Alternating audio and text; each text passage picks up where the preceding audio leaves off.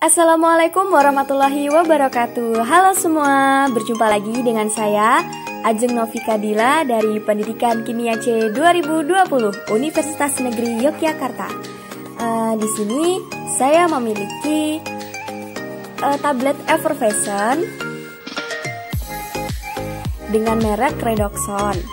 Nah, bagaimana ya kira-kira cara menentukan jumlah kandungan bikarbonat dengan asumsi bahwa di dalam Redoxon itu bikarbonat yang ada hanya dalam bentuk natrium bikarbonat? Kita lakukan saja percobaan yang telah kelompok 11 diskusikan kemarin yuk. Yuk kita lakukan percobaannya, let's go! Alat dan bahan yang saya gunakan yaitu diantaranya adalah saya menggunakan tablet Effervescent bermerek Redoxon. Lalu kemudian saya menggunakan juga balon.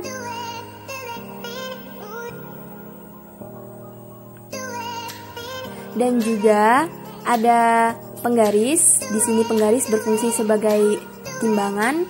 Lalu kemudian juga ada benang yaitu untuk rangkaian timbangannya. Dan juga ada botol.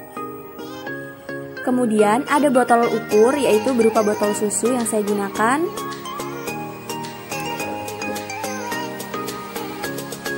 Lalu ada air. Setelah itu kita rangkai penggaris seperti timbangan. Lalu catat pergeseran titik tengah pada balon tanpa gas yaitu di balon merah, balon kuning, dan juga balon ungu.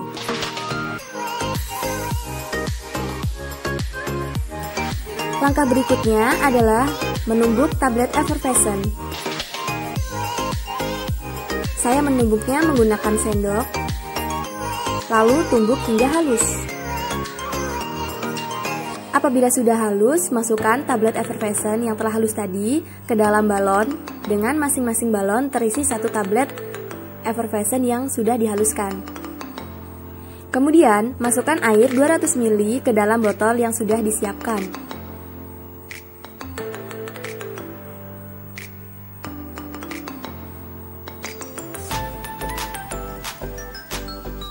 Apabila sudah terisi 200 ml air, pasangkan balon ke mulut botol.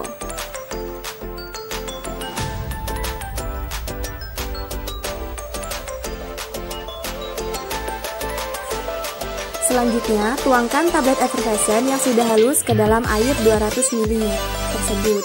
Lalu kita amati perubahannya.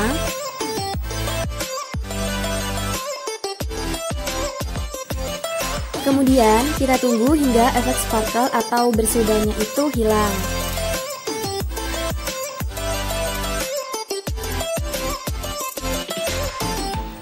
Lalu kita lakukan percobaan sama untuk balon kuning. Dan ini adalah percobaan pada balon kuning. Langkah yang sama yaitu menunggu hingga efek sparkle-nya atau bersodanya hilang. Pada percobaan balon ungu, langkah yang diterapkan sama dengan langkah balon-balon sebelumnya. Kemudian, setelah kita melakukan percobaan pada balon merah, kuning, dan ungu, kita timbang.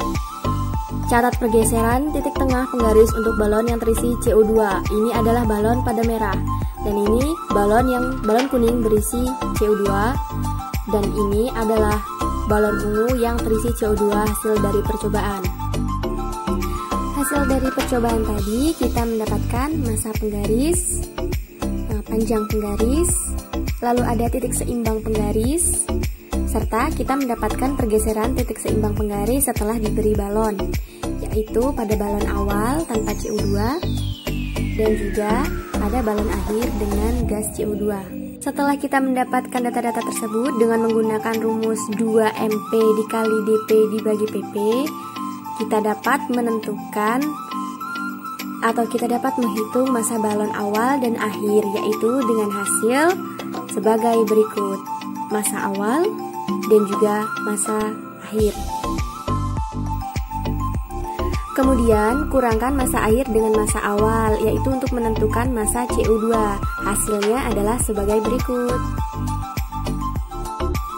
Berikut adalah perhitungan untuk mencari kadar NaHCO3 yang terkandung di dalam tablet effervescent, yaitu kita pertama menggunakan reaksi atau persamaan reaksinya, yaitu dengan persamaan reaksinya kita bisa mendapatkan massa NaHCO3, yaitu dengan mengkonversikan dari kita yang tadi mendapatkan gram CO2 dikali dengan 1 mol CO2 per mR CO2, lalu kemudian dikalikan dengan 3 mol NaHCO3 dibagi 3 mol CO2, lalu kemudian dikali dengan mR NaHCO3 per 1 mol NaHCO3, maka kita akan mendapatkan massa NaHCO3.